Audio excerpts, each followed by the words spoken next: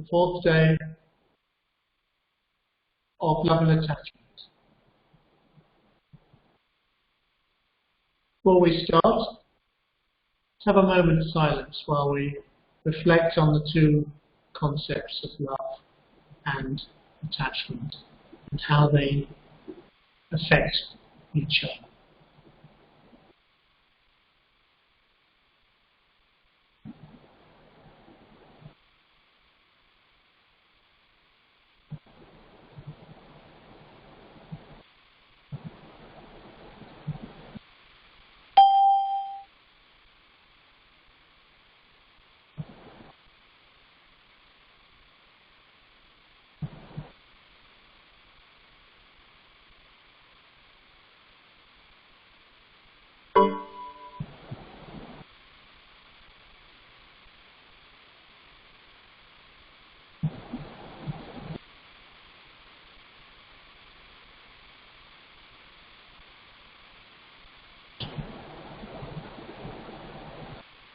So good evening again, and now it's fallen to me to make the address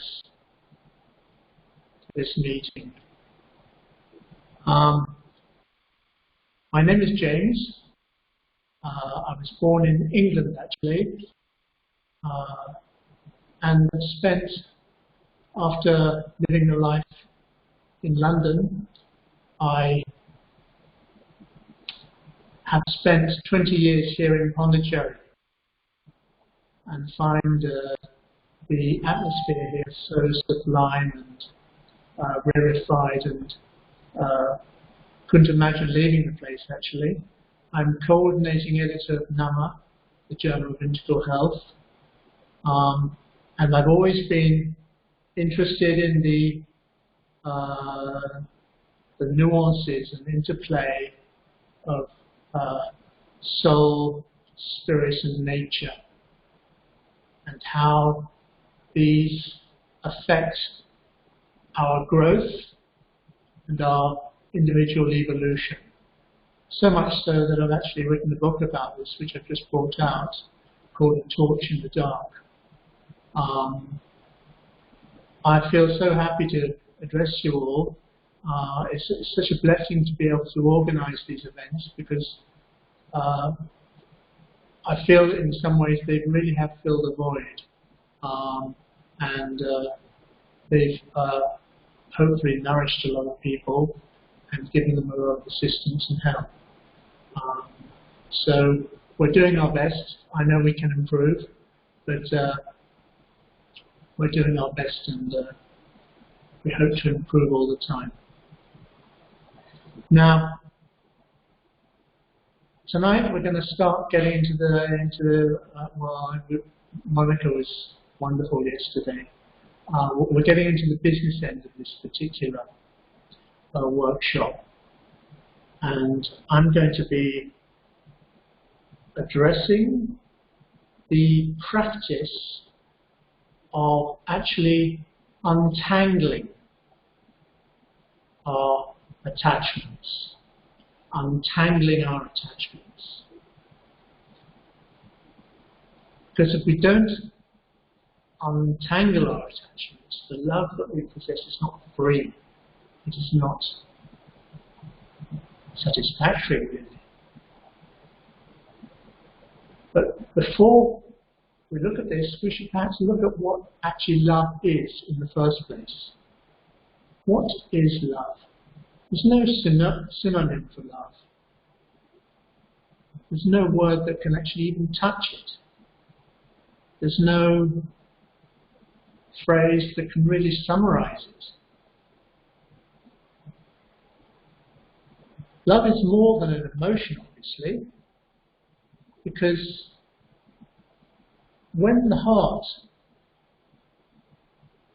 receives love, when the heart opens to the force of love, it immediately translates it into an emotion. It dilutes it, really, and gives its own interpretation. of this force of love that has descended into it.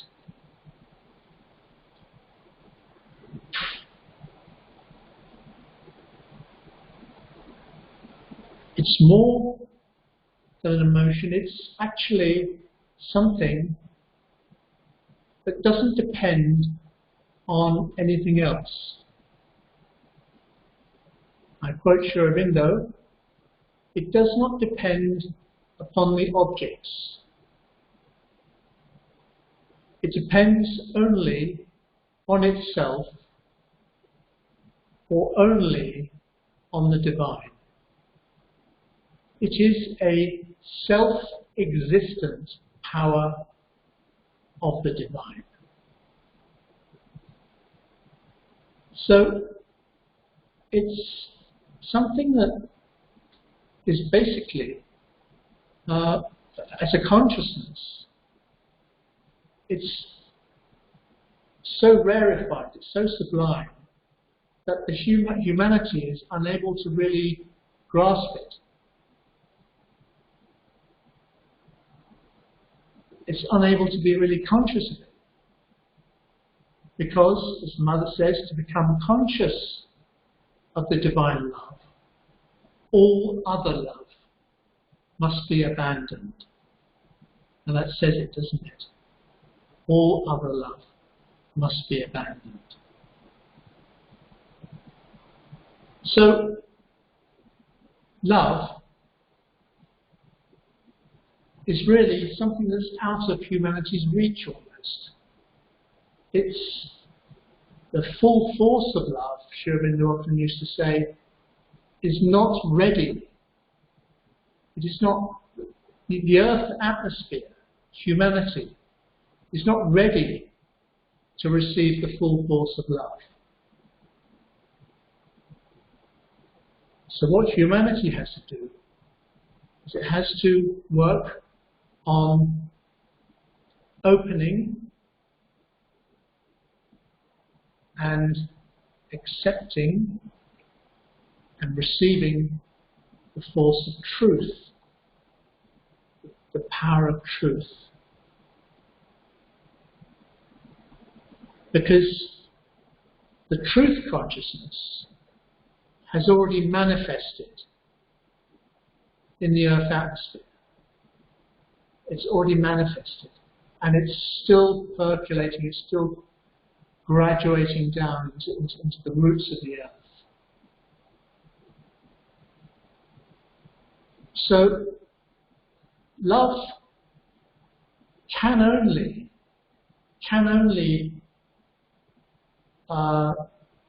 radiate fully within the earth atmosphere until the truth is fully absorbed. And in the same way, in the human being, in the individual, love cannot really manifest, cannot really express itself fully, cannot be absorbed fully by the human being until truth is settled inside the human being first. So this is the juxtaposition of love, truth and love. They work simultaneously, but love is something that's held back. It's totally, as Sri Aurobindo says, self-existent. So what we have to do, if we are to purify, if we are to refine, if we are to express a truer form of love, a more sublime form of love, is establish the truth in our being. We have to recognize, understand, and have knowledge of the truth inside.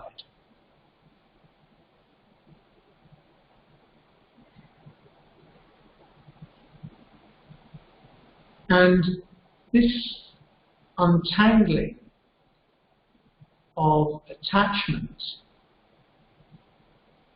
is a part of establishing this truth inside. Because attachment is something that's actually inimical. It's totally contradictory to the essence of truth. Because attachment implies restriction, it implies limitation, it implies ego. And truth is another absolute. It's an absolute power which is too sublime for words.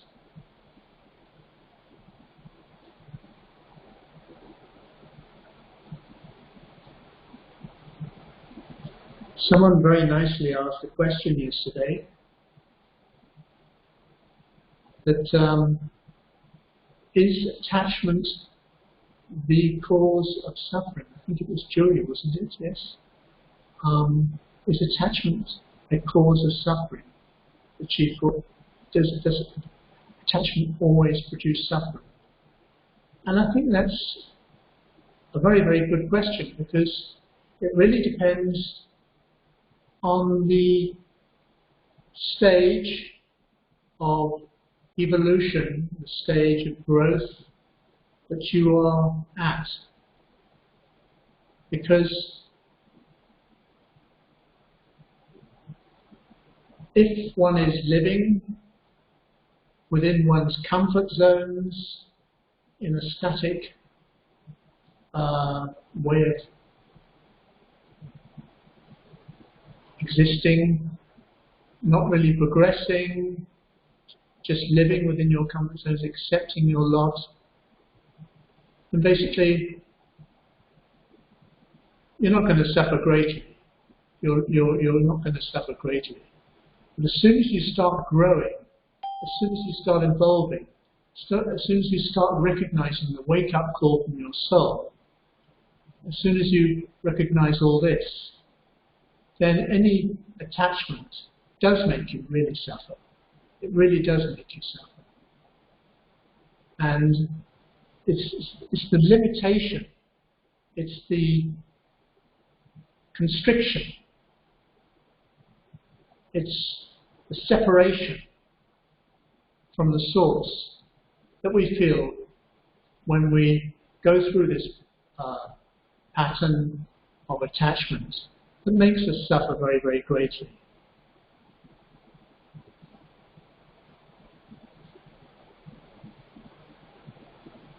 So, what do we do? What to do? Because how do we untangle attachment within our being?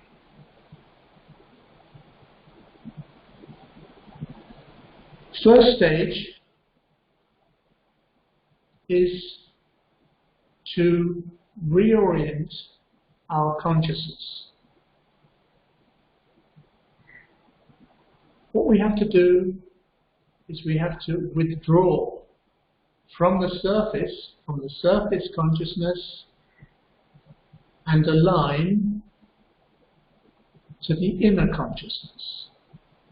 Because the truth lies inside, and attachment always orients itself outside. It's as simple as that. So we have to do that. We have to learn to detach. We have to learn to detach from the surface. As Dr. Locke said, we have to learn to detach from finite things.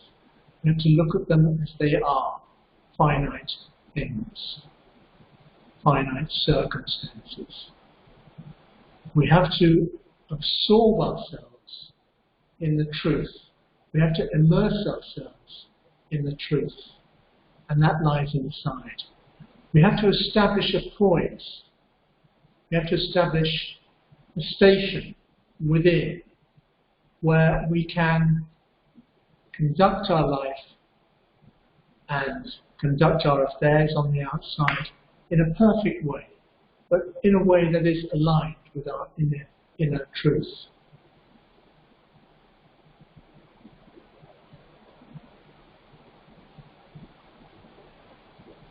So we keep this poise all the time. We really try to keep this poise all the time. When we practice in everyday life, when we're sleeping, we try and keep this poise so that we try and, every time our consciousness gravitates towards the surface, we give it a gentle tug and pull it back inside. We have to learn to station ourselves inside, and that's very, very difficult in, say, some circumstances like the family environment or the workplace or things like that, because these particular environments have a way of pulling your consciousness onto the surface, onto the outside. And that's not where it should be at all. Because we always have to keep our consciousness aligned to the inside.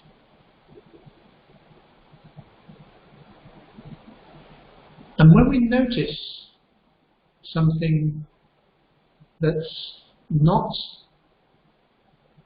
a true movement that comes from the being, but is like a wrong movement that comes from the being, what we have to do is we have to learn to catch it.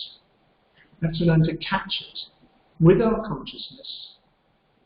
And if our consciousness is poised on the inside, if our consciousness is aligned to the inside, automatically it emits a light. Automatically it emits a knowledge. Automatically it emits a wisdom, which can deal with that wrong movement immediately. I quote the mother, says to catch each thing that should not be done. Catch it like that, and then hold it firmly in front of the light until the light can act upon it to transform it.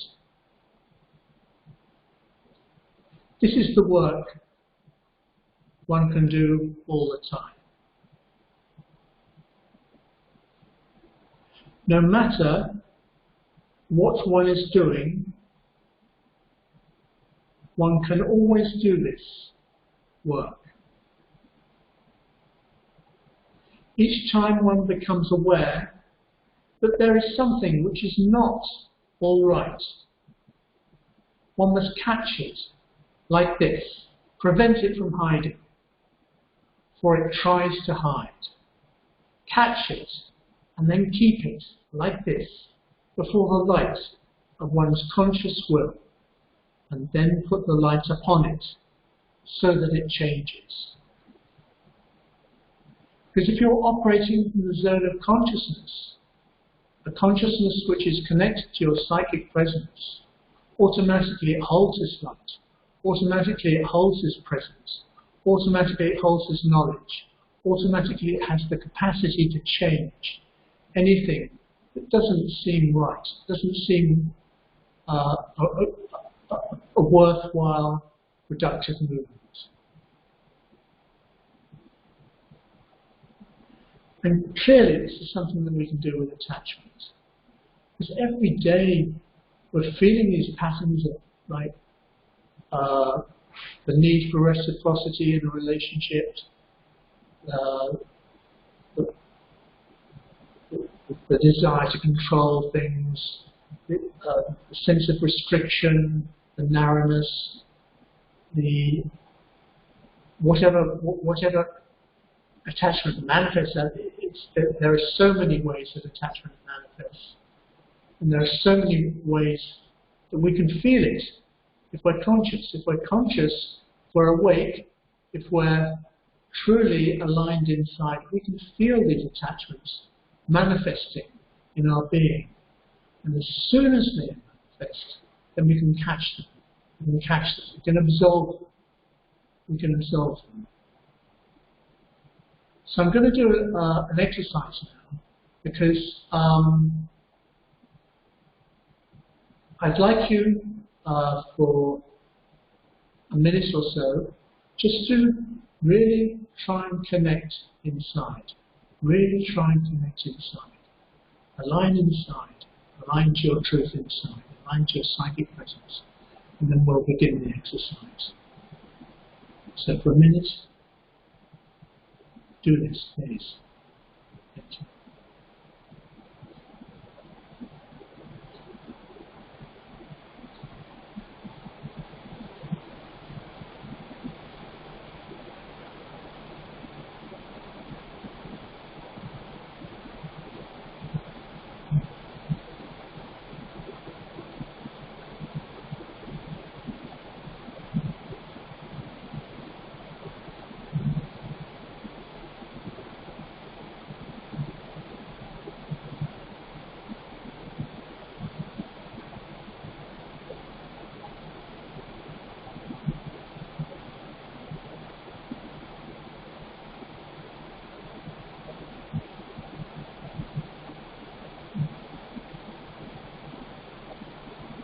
Now, I'm going to ask you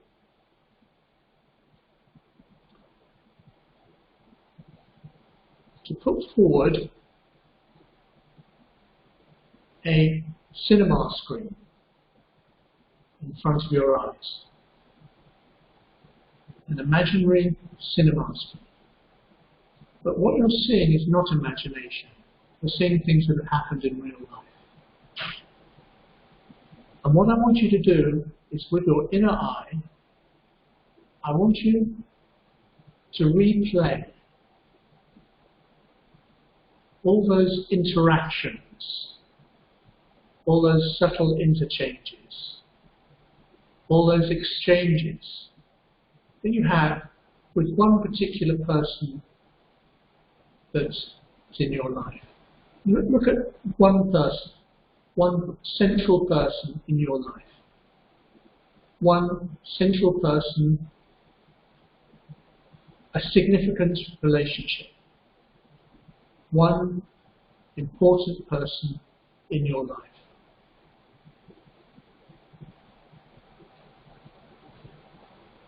And on the cinema screen, you're going to replay things that have happened, or things that could happen in future,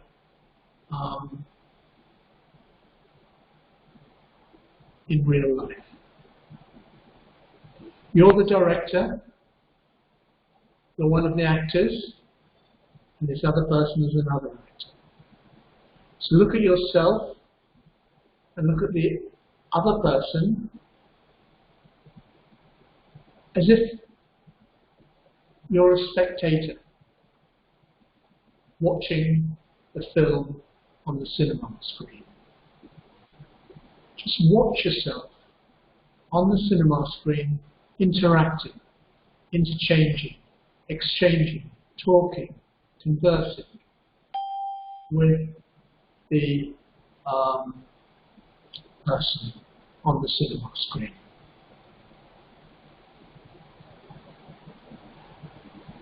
I'd like you to do this for a few minutes. You can look at the good moments, the not so pleasant moments, but you're looking at the way that attachment appears and manifests in your behavior. And look at your own reactions as well.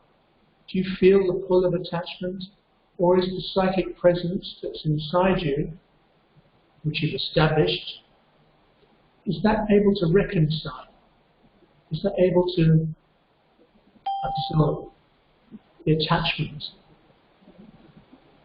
the power of attachment that's pulling you?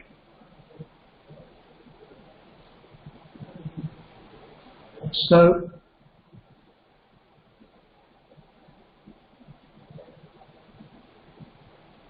for 5 minutes, just look.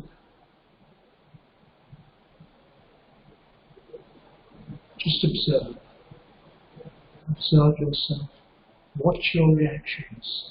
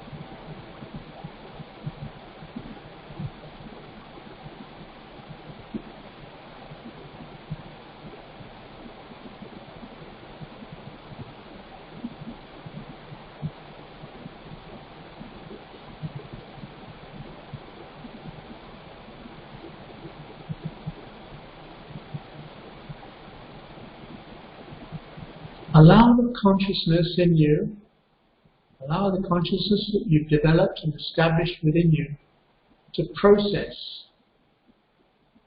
any distortions, any attachments that might arise when you're viewing this.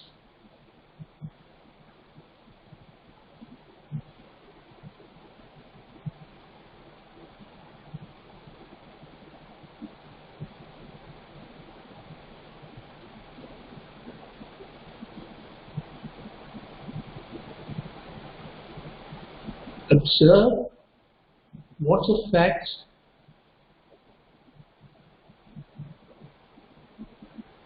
the distortions of attachment have on your being at the present moment.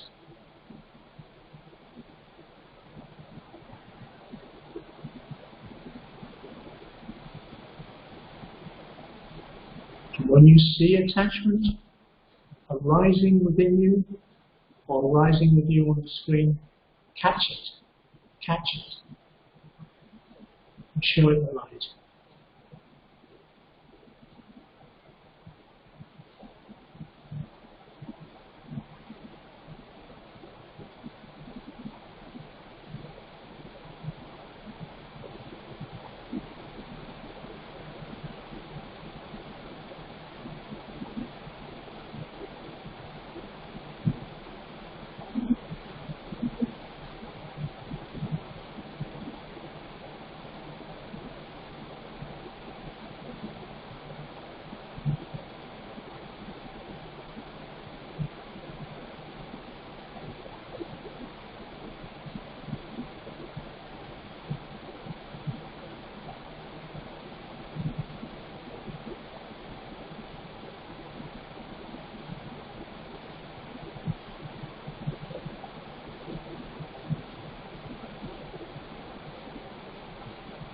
What you're seeing is real. What you're seeing is true. It's not imagination. These are patterns that arise within you, from the other person, surround you in day-to-day life. You can deal with them now if you hold this torch of the consciousness within you.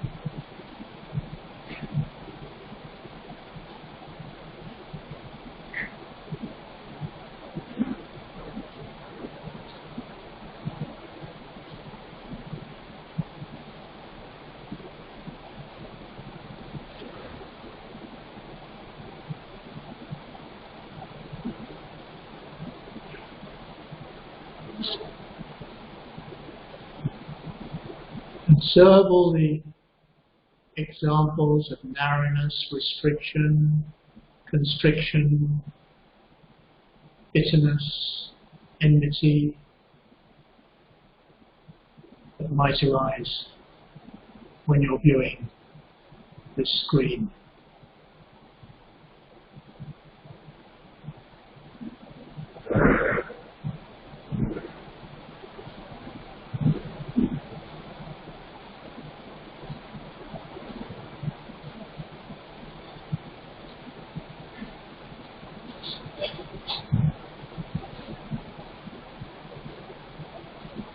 You can deal with it now.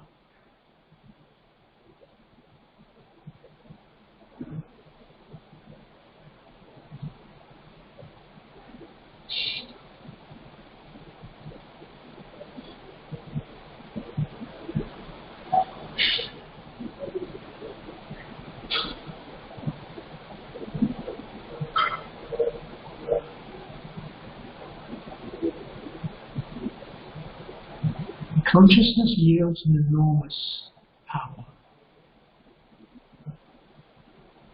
It has the power to change all wrong movements to right. It has the power to truly change and heal.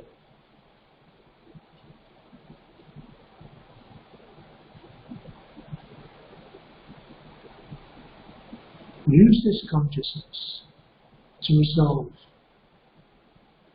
any negative patterns you might be feeling as you're looking at this film.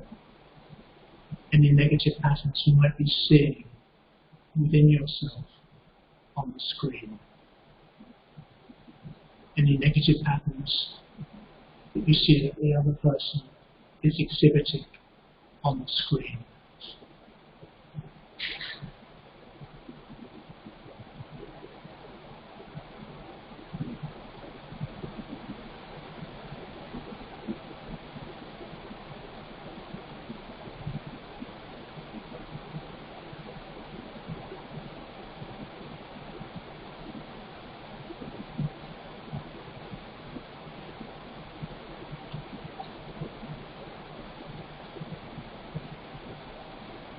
You, the director of this film,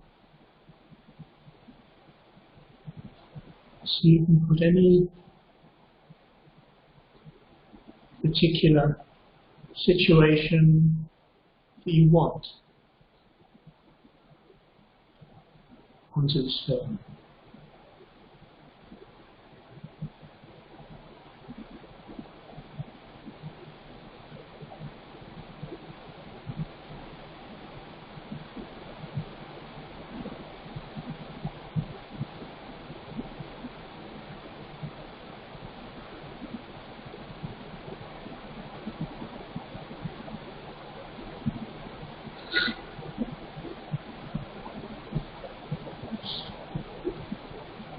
Keep the poise, keep the station,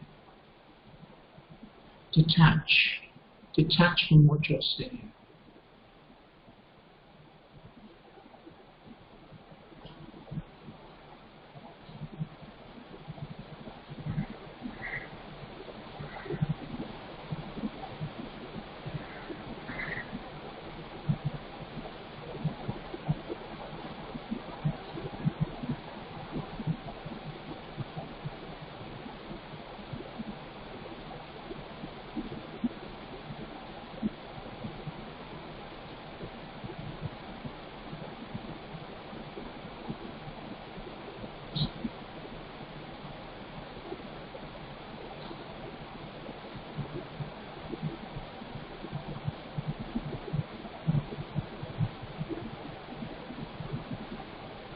And say to yourself that when you're conducting your daily life, when you're conducting your everyday life, when you're interacting with this particular person and anyone else that you have to interact with, when you're interacting, that you're going to keep this poise in future. Put your conscious will into this. You're going to keep this poise always. You're never going to lose it. You're never going to let it go. You're going to hold on to this poise always.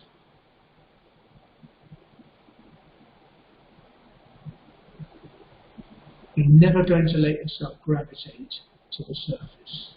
And when you do, if you do, you'll go back straight to where you belong, which is inside with your truth.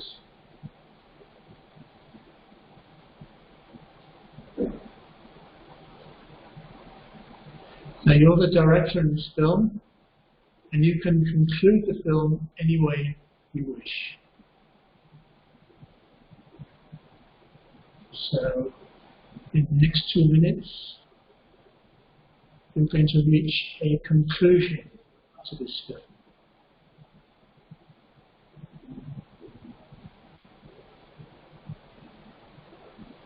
And you are going to exercise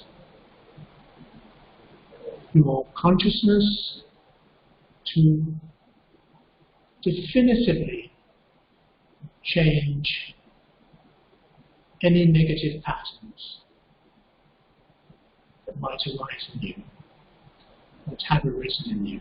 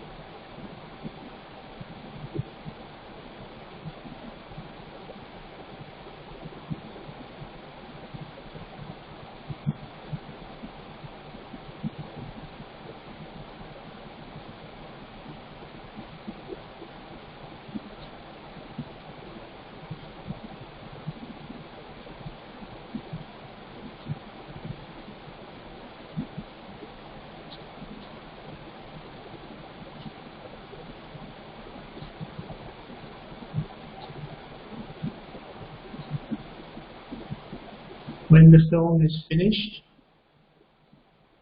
when the film has reached its conclusion, when you've settled something within yourself that aligns with your truth, I'd like you now to offer everything that has arisen, everything that has been rejected, everything that has been resolved. Offer everything to the divine. If your relationship is with the mother, offer everything to the mother. Offer everything to Shri. Offer everything to them. Offer everything that you've experienced in the last 15 minutes to them. Everything that has arisen, everything that's been absorbed, everything that you've had to process, everything that hasn't yet been processed, to them, to the divine.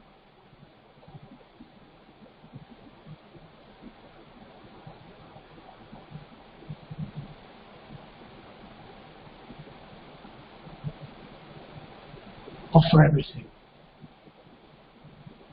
Doesn't even have to be connected to this subject. Just everything that you are, everything that you represent, everything you feel you represent, everything that you are. Offer everything to the divine.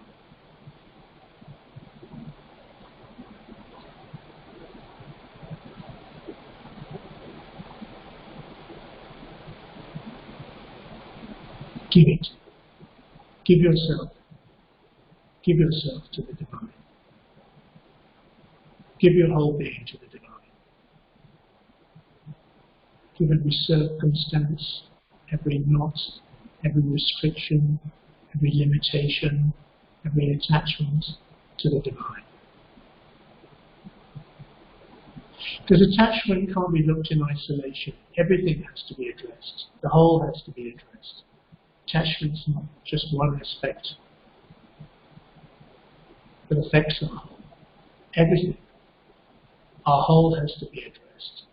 Offer everything that you are to the divine.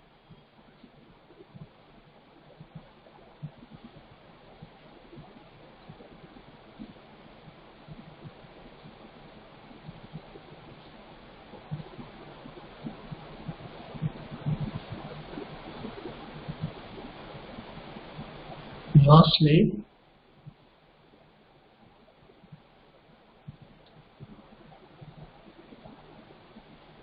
openness. Open your being from top to bottom. Open your heart. Open your soul to the force, to the power of love and truth that is coming from above. It's always there. It's always looking to descend. It's just looking for an opening. Open to that. Open to the power of love. Let it saturate your being. Let it percolate right down to your feet.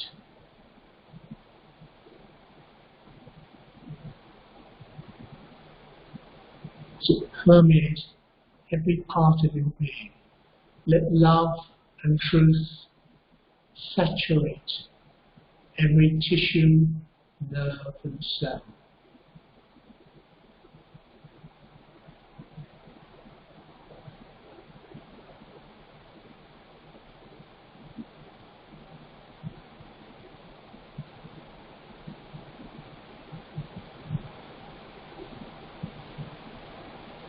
Keep opening. Open more and more. Relax, relax. Open, open.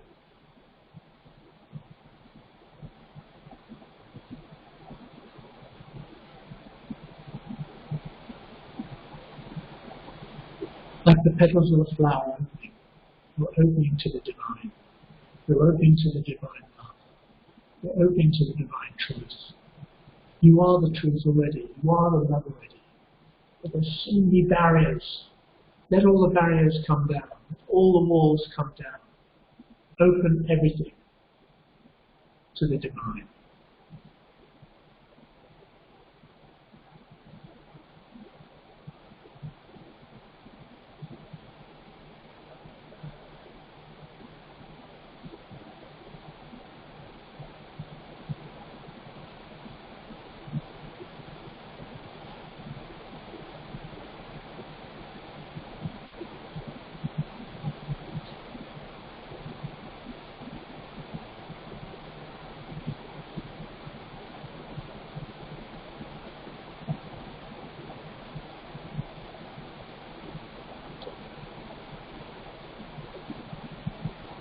Let the love, let the truth, the love and truth, truth consciousness, and the consciousness of love saturate your being, course down your veins.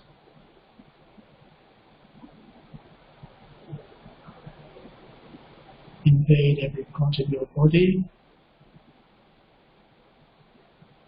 Clear your mind. Clear everything.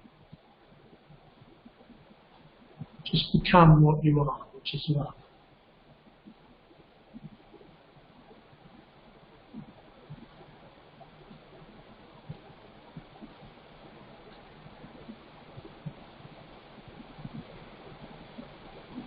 Let your ego melt under this invasion. Just drop it. Just drop it.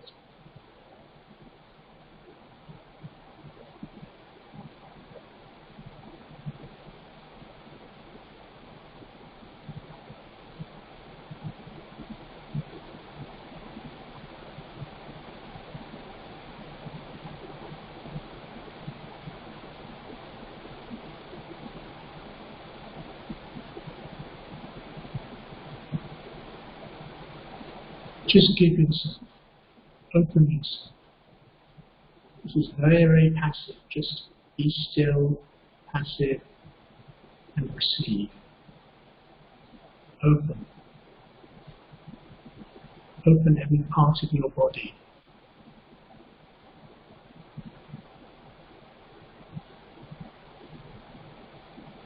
Open your entire nature and receive.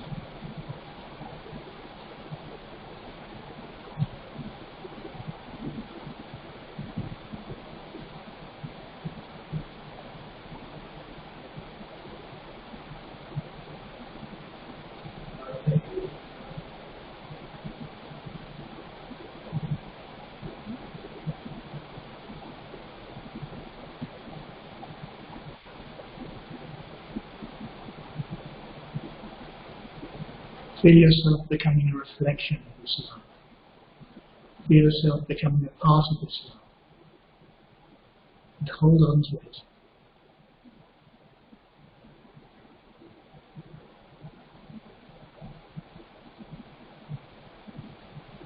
When you open your eyes, I'm not going to ask you yet, when you open your eyes, hold on to this love. Hold on to this presence. Hold on.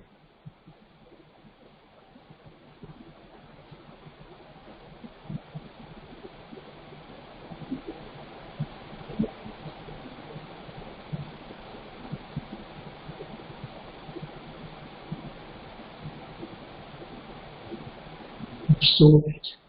Let your whole being absorb this presence. Let your whole being absorb this force.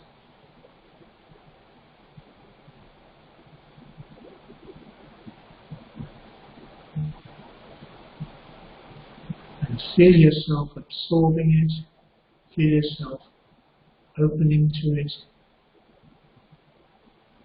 Even at the time when you are opening your eyes.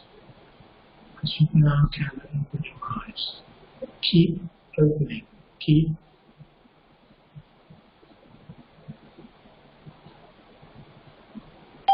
It's very important that the voice is maintained.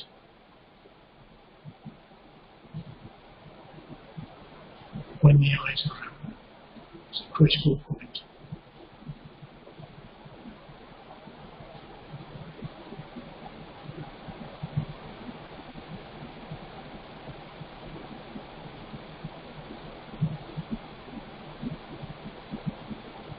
So eyes open, still receiving, still opening, still conscious, still aligned to the psychic presence.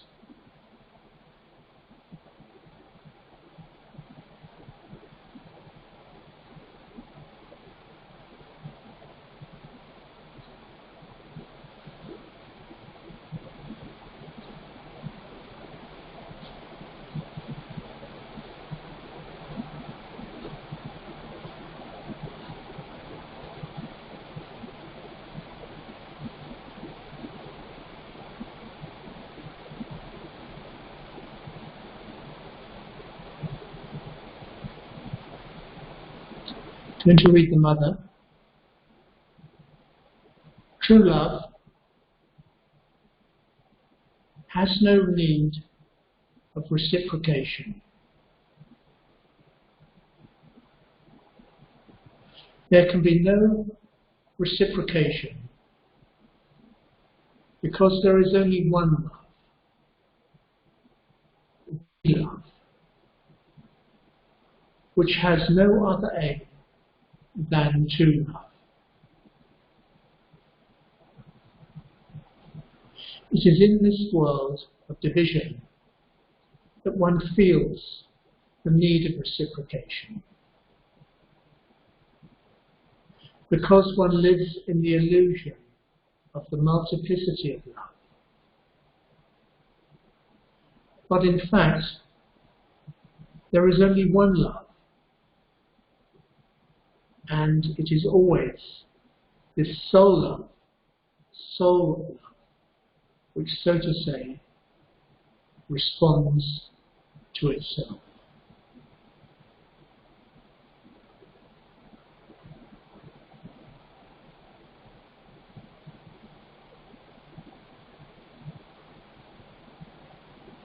So feel love,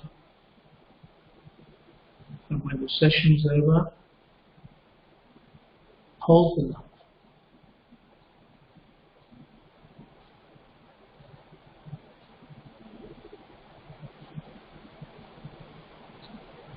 Experience.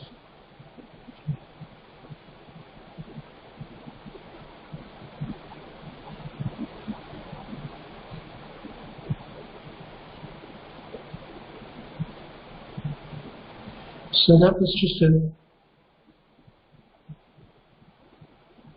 brief glimpse of how I personally try and untangle these long movements of attachment. To be true, I don't really look at attachment in isolation, because there's a whole range of movements, and attachment is just one part of a very, very big picture. And the integral way is to look at the whole always, to address the whole. You need to have a way of looking at the whole, but keeping a view of things in detail at the same time. And it's something that comes when the presence of the soul comes forward in you. You have this ability, you seem to acquire this ability to keep a picture of the whole, but maintain the view of the detail as well.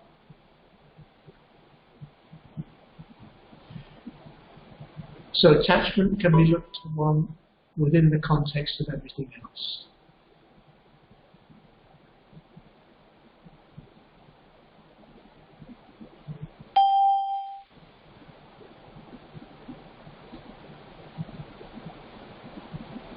I don't know if you'll feel like asking any questions, but I'm quite prepared to answer them if you do have any questions. I hope you found the session helpful and worthwhile, and I'm open to questions if anyone has anything they want to ask. James, Rasmi here from Mumbai. Rashmi, yes, hi. Could you speak up, Rashmi? I couldn't hear you yesterday, actually. Yeah, am I audible now? You are, yes, sir. Very nice and loud, please. Yeah. I just would like to say that this is a long road. Really appreciate the way you really guided the steps. That very helpful and will be helpful for me particularly to withhold or to withdraw, to step back and focusing on my own inner world and finding the peace or poise within. That will surely help. And this will be a long road, it seems. And whenever the mud from the subconscious comes, everything gets disturbed once again. So how to deal with that actually? Yesterday also while Dr. Monica was saying, I was coming from the same point. You feel at one time completely settled, but another time again something comes back and disturbs everything. So you have to keep you have to keep aligning yourself inside. You have to keep orienting your conscious inside, always, and you have to keep observing your inner movements. And when something arises from inside, it might even be the subconscious, you can then try and catch it with your consciousness. If your consciousness is awake, it's the prospect that's before us. It's a beautiful prospect where we can resolve our negative patterns, we can resolve our issues immediately through the power of the consciousness as they arise, as they surface from our being. It's beautiful work, Rashmi. Yeah, it is a work ahead. Yeah. Thank you so much. Yeah, thank you for participating, sir.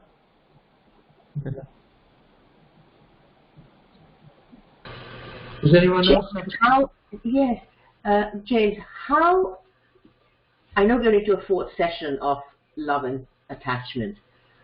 How would we define attachment? Because, you know, we also have flowers which are attachment to the divine, which is, of course, the ideal state which all of us would no doubt like to be. An attachment to another human being. I mean, you know, I know we've been talking about personal relationships, but really relationships go to everybody, even a stranger. You can get triggered by something, by a complete stranger, and it's also a relationship of sorts, right? So how would we define attachment? I know we've been only at the distortions, but surely there's a positive side to it. Shilpa, there's one common denominator behind attachment, one thing that binds attachment all the time, and that's ego. Attachment is a movement of the ego to appropriate a vibration. It's like, it's a movement of restriction, but it's a movement from the ego. And Mother says, as long as the ego is there, one cannot love. Love alone can love. Love alone can conquer the ego. So attachment is a movement of the ego. Yeah, thank you. So, can you hear me? Yes, I can hear you. Yes. Loud and clear. Yeah. Sir, we have been talking about attachment to human relationship. But I see that I'm attached to not only human relationships, but objects. Yeah, that's right. Yeah. Yes. So, how do we, because you just mentioned that human relationship, when attachment is there, there is no true love because of the ego. Right? It is the ego. Yeah. So, how do we detach ourselves from the objects around us? How do you deal with the ego, you mean? Is that also key when we are attached to objects? It's also the ego that is attached? Indeed it is, yes. Because the ego lives on the surface, and attachment lives on the surface as well. The ego thrives on the surface. It breathes on the surface. And attachment depends on the surface as well. And the only way to deal with the ego, and the only way to deal with attachment, if one really wants to, the most important thing is that you can't deal with attachment unless you really want to. You have to really, really want to deal with attachment. You have to really, really want to absolve you really want to dissolve your ego entirely if you're going to do this work. There's no half measures. So if you want to get rid of attachment, if you want to get rid of ego, then you observe them. You observe how they arise in daily life. You observe how they arise on the cinema screen. You observe how they arise when you're working on yourself inside, when you're observing yourself inside. But the best way is to observe it at the time in daily life. When, as soon as an attachment manifests from your being at the time inside, you can deal with it straight away. Provided you've got this poise, provided you've got this station. It's a simultaneous process. You have to keep this poise. You have to maintain this poise. You have to maintain this station all the time. And then it has the capacity, if you catch it, as I explained, as the mother explained, you can catch it with the power of your conscious will. You can catch it with your consciousness and put a light, put a touch, the hand of the divine on that movement, on that pattern, on that attachment that is manifesting in you. It's very continual work, and it's very difficult work. But you find when you surrender to the divine, when you surrender to the mother, you get assistance. It doesn't become so difficult because you're guided. When you give yourself to the divine, when you give yourself, if your relationship is with the mother, if you give yourself to the mother, she helps you. She helps you do all these things, and it's beautiful. It's really very true. It happens. You can achieve things you wouldn't believe possible with her at your side. It's quite beautiful then. It's not something your ego can do, it's not something and you as an individual can do. You have to surrender to do all this. At least that's what I think, Julie. It's my take on the thing. Thank you so much. Thank you. Okay. So we meet again tomorrow, 5:30, in the gracious company of Dr. Sumitra Basu. We're going to look at the rungs of love. The rungs of love is a passage that the mother gave to describe the different gradations of love and their relationship with attachment.